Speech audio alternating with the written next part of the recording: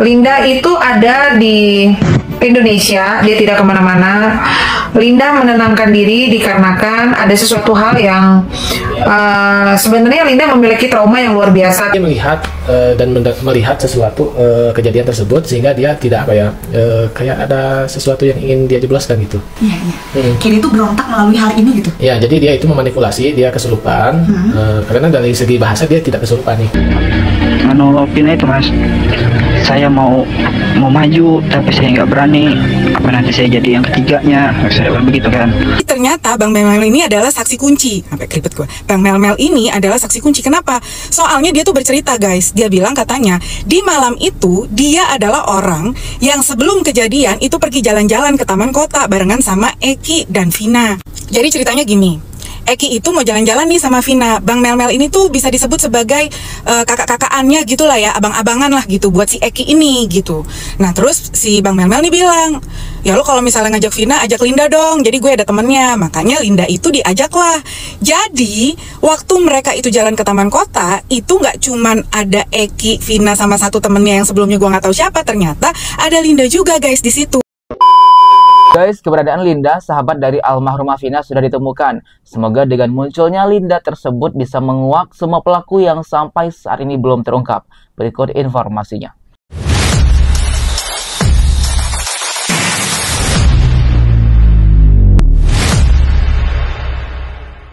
Itu ada di Indonesia, dia tidak kemana-mana.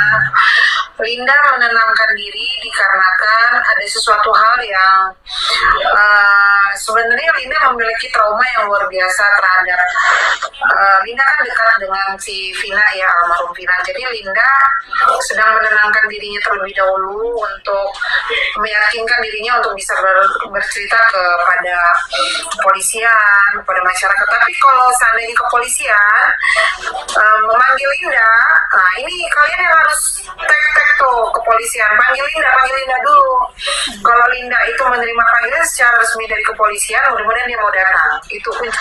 Iya guys, jadi pengacara dari almarhumah Vina dan keluarga menyatakan bahwasanya keberadaan Linda itu sudah ditemukan. Mungkin mereka juga sudah berkomunikasi dengan Linda, sahabat Vina tersebut. Dan beliau mengatakan Linda berada di Indonesia kok gitu dan baik-baik aja. Namun untuk sekarang beliau belum bisa memberikan klarifikasi atau tanggapan atau speak up ke publik karena masih mempunyai trauma yang sangat besar, katanya seperti itu.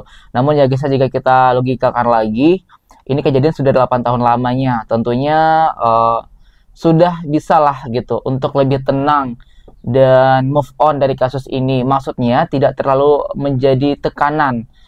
Karena sudah 8 tahun lamanya, harusnya sebagai sahabat yang baik, Linda sudah bisa muncul dan bisa menjadi saksi untuk membuka lagi kasus ini. Karena kalau memang dia mengaku sahabat baiknya Vina, tentunya dengan muncul, dengan keberadaan dia sekarang ini yang mungkin membantu penyidikan, menemukan kembali pelaku-pelaku yang sampai saat ini belum ditemukan. Kak Putri, pengacara dari Vina tersebut, meminta juga nih, kalian kalau mau Vina muncul, coba tag aja polisi, seperti biar dipanggil polisi, karena sudah resmi, mungkin dia bisa muncul dan mau diajak untuk menjadi saksi seperti itu. Gimana nih jadi kesimpulan yang kesurupan itu ya? Oke, ya. Ini saya juga menyimak ya, cuma tidak terlalu dalam menyimak untuk kasus Vina ini ya, pemirsa. Tapi saya pasti ini bakal kontroversial karena mungkin kasusnya belum terungkap. Kalau dari segi saya, segi spiritual gitu ya, dari bahasa dia, kan saya nggak melihat mimik wajah ya. Jadi dari bahasa dia, dari perkataan dia itu, ini bukan kesurupan. Tapi? Jadi kayaknya sih, ini bebas berpersepsi aja ya. Ini pendapat saya pribadi ya. Kayaknya dia melihat dan melihat sesuatu kejadian tersebut sehingga dia tidak kayak ada sesuatu yang ingin dia jebloskan gitu. Kiri itu berontak melalui hal ini gitu. Ya, jadi dia itu memanipulasi, dia kesurupan. Karena dari segi bahasa dia tidak kesurupan nih. Dari kata-katanya itu psikologis banget. Dia kayak yang ingin menjebloskan seseorang dengan cara dia juga melihat kayaknya tuh. Berarti tahu kan, bener kan? Karena tahu gitu. Tahu kejadian dia melihat. Cuman posisinya sekarang Linda itu di pabrik kan nggak ada ya? Iya, nggak ada. Malahan dia tuh katanya sempat dicari nih. Ini netizen hebat banget gitu. Udah ada beberapa yang jadi Linda. Kayaknya Linda yang ini deh. Kayaknya Linda sekarang di sini deh. Netizen tuh tahu banget. Sampai bisa menghubungi via Instagram. Oke. Nah, Ya guys, jadi 3 orang ini ada yang berpendapat ya, salah satunya diantaranya abang yang sebelah kiri ini yang berbaju hitam, yang pakai kalung, dia beranggapan bahwa saya selama ini Vina yang meninggal, terus rohnya masuk ke sahabatnya Linda. Nah, itu Linda hanya pura-pura kesurupan, kata abang ini. Dari psikologis juga, dari tutur bahasa saat mengeluarkan yang diduga kesurupan tersebut itu bukan orang kesurupan, tapi itu mungkin Linda mengetahui sesuatu dan bingung mau menjelaskannya bagaimana.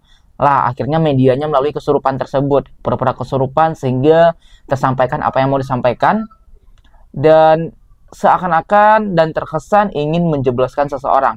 Nah, itu tanggapan dari salah satu teman-teman yang ada di sini, karena dia mengatakan dari bahasanya itu bukan bahasa orang kesurupan, dari psikologis yang dilihat juga bukan seperti itu. Dan kalau memang benar si Linda ini tahu kronologis ceritanya, cuman dia takut untuk menyampaikan, maka harus dengan berpura-pura kesurupan ya, harusnya lebih baiknya kita undang Linda, terus minta tanggapan, terus minta klarifikasi dia tentang hal tersebut. Benarkah dia mengetahui semuanya itu, dan benarkah dia cuma pura-pura kesurupan untuk menyampaikan kebenaran, atau dia tahu sesuatu nih yang mungkin sampai saat ini belum diketahui banyak orang seperti itu. Oke Mas, bisa diceritakan nggak kronologisnya dari versi Mas Melmel ini pada saat malam kejadian Vina dan Eki di Penuh? Selain itu, ada lagi kesaksian dari temennya Eki saat malam kejadian di kasus Vina Cirebon yang bernama Melmel. Ini ada voice note atau dialog ya, melalui WhatsApp yang sedikit menjelaskan kesaksian dari teman Eki tersebut. Di malam kita janjian di mana, saya bilang gitu kan. Ya udah, nanti akang saya telepon lah, dia bilang begitu. Nah, setelah itu Mas, malamnya ini sekitar jam 7:30 itu saya telepon ini si Eki. Jadi nggak kita ini malam jalan? Kalau kamu mau jalan bawa Vina, ya bawa juga dong Linda. Masa akang sendiri? Oh, guyonan saya kan Mas. Oh iya sudah Kang. Akang kita janjian tempat biasa. Sekarang nanti kita jemput Vina dan Linda. Ya sudah, oke, kita akhirnya meluncur lah. Saya ini kan ketemu dengan si Eki ini. Akhirnya sudah ketemu, kita jemput si Vina dan Linda. Kita sempat jalan-jalan ini. Jalan itu sempat jalan muter-muter. Setelah muter-muter itu kami sempat beli apa ini namanya, minuman lah. Saya Dek, kita beli minuman dulu lah, mampir. Nah, akhirnya kita ini mampir beli minuman. Jadi setelah kami mampir beli minuman itu, situ Vina sempat tulis itu, Kang, biar Vina ganjengan sama Kang aja lah pulangnya, biar Selinda sama Eki. Tapi mereka berdua kan berdebat, oh kenapa begitu, kan awalnya kita berdua katanya. Nah itu terus saya bilang, udah nggak usah ribut, sembarang aja yang mana mau ikut. Saya bilang begitu sama si adik Eki kan. Nah, dalam itu ada beberapa motor itu lewat gitu, dia lewat dan terakhir Eki. Nah si Eki ini ngomong, Kang, itu Kang kawan-kawannya si Egi, gitu. Tapi saya ini kan nggak kenal sama si Egi yang mana posisinya saat itu. Jadi nggak apa-apa deh, kita lanjut aja. Itu si Linda ini memang dari awal itu memang sudah ngetik HP terus, di atas motor itu memang sudah ngetik HP terus, entah siapa yang dihubungin. Setelah itu ya kita lanjut aja jalan ini. Setelah lanjut jalan ini, pas motor sudah lewat kan, yang tadi itu saya bilang kawan-kawannya Egi sudah lewat itu, si Egi ngomong, ya nggak apa-apa deh, aman aja. Itu kami lanjut. Jadi akhirnya ini kami lanjut nih Mas, jalan. Karena schedule-nya kan memang masih mau jalan-jalan ya. Karena berhubung kami sudah jalan itu, kita tuh ngelewatin tongkrongan. Kayak nggak salah itu tongkrongan anak motor. Cuma saya nggak tahu lah anak motor dari mana kan. Karena kan saya di luar daripada geng motor. So si Vina ngomong ke Linda, bilang Vina, kita pulang aja yuk. Udah mau malam juga sudah nih, udah mau jam 11, dia bilang begitu. Ya akhirnya saya bilang, iya tuh Neng, kita pulang. Saya bilang begitu kan. Vina kok belum sampai ya? Coba ditelepon. Saya telepon, nggak diangkat. Berapa kali saya telepon nggak diangkat, Linda itu langsung masuk. Setelah saya masuk rumah, saya putar balik tuh. Putar balik, saya keluar. Setelah jalan raya itu saya putar-putar nih cari kemana sih saya gini, kok nggak diangkat-angkat nih, perasaan gak enak. Akhirnya saya ketemu tuh sama temennya si Eki. Dia bilang begini, Kang, susul si Eki ke jembatan Playap itu. Dia bilang susul Eki di jembatan apa gitu, bilang malam itu. Dia bilang si Eki sama kawan-kawannya tuh mau berantem tuh, mau kasih pelajaran ke Eki tuh. Akhirnya saya nih panik kan, langsung meluncur ke lokasi tuh. Sebelum sampai di jembatan itu, saya itu melewati ini ke SMP 11. Di SMP 11 itu saya taruh motor tuh. Saya lihat tuh mereka tuh di dalam. Saya juga nggak berani untuk masuk ke dalam karena ini Vina sama Eki ini sudah dipukulin gitu. Itu ada warung yang masih buka ya Mas, yang nggak buka full, maksudnya itu sudah mau tutup lah. Di situ tuh ada laki-laki Mas, saya ajakin untuk masuk ke dalam, nggak berani. Nah dia nggak berani masuk ke dalam, akhirnya saya lah memberanikan diri ngendap.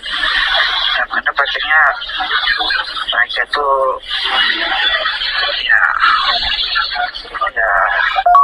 Mas, jadi setelah saya sudah ngendap, saya ngelihat itu penyiksaan di 11 orang itu Mas, semuanya tuh ya itu.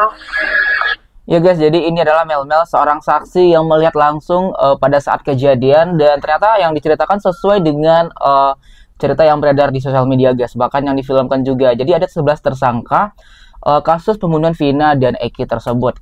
Dan siapa sosok Mel ini? Ada Eki, Vina sama satu temennya yang sebelumnya gua nggak tahu siapa. Ternyata ada Linda juga guys di situ. Dan sebelum mereka jalan, mereka sempat beli minuman lah gitu ya, untuk jalan ke sana, untuk minum-minum santai mungkin gitu kan. Nah sekitar jam 10:30-11 si Vina tuh ngajakin pulang gitu. Terus si Bang Mel ini bilang, ya udah deh yuk kita pulang, tapi gua harus isi bensin dulu nih, bensin gua habis. Nanti mampir ya, kita isi bensin, kata dia gitu. Waktu pas jalan, si Bang Mel ini sama Linda belok ke tempat isi bensin ya, ke pom bensin. Ternyata si Eki sama Vina tuh langsung jalan lurus guys. Terus dia bingung kan, kayak kenapa kok gue nggak ditungguin gitu kan. Akhirnya dia minta Linda lah buat ngecek si Eki nih, suruh ngechat atau. Tapi kalau misalnya dilihat fotonya secara jelas gitu, itu bisa kelihatan bedanya. Contoh gue kasih lihat nih ya, kalian lihat ini Peggy yang waktu pas dulu di tahun 2000. Akhirnya mau tahu apa, dia memberanikan diri sendiri si Bang Mel ini untuk masuk ke dalam dan untuk ngecek, dan dia melihat semuanya. Dia melihat semua pelakunya, dan 11 itu melakukan ruda paksa pada Vina. Itu menurut Bang Mel. Udah gitu, gue tadi baru aja ngeliat ya, ada satu orang saksi yang katanya saksi kunci, yang pada saat itu ada di tempat kejadian, cowok, namanya Aep. Ini tuh diliput sama Berita 1. Nah si Aep ini orangnya ya guys ya, kalau gue lihat juga mukanya tuh kayak mereka, mohon maaf ya, cuman mirip-mirip gitu loh, antara Egi dengan Aep ini sebenarnya mirip gitu kan. Nah terus si Aep ini tuh ditanya, kok dia bisa ngeliat? Dia bilang katanya, oh saya pada saat itu ada di tempat kejadian karena saya lagi nunggu di warung. Berarti benar si Bang Mel ini ketemunya sama Mas Aep ini. Gitu. Makanya dia bisa ngeliat siapa pelakunya, katanya begitu. Dan begitu Ya guys, jadi itulah kesaksian dari Mel yang mengatakan melihat langsung kejadian pembunuhan dan pemerkosaan terhadap Vina dan almarhum Eki juga.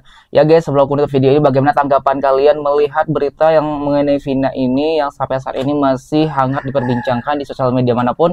Dan silahkan tanggapannya dibanding sebanyak-banyaknya. Kami dari YouTube Desa TV mengucapkan terima kasih dan sampai jumpa.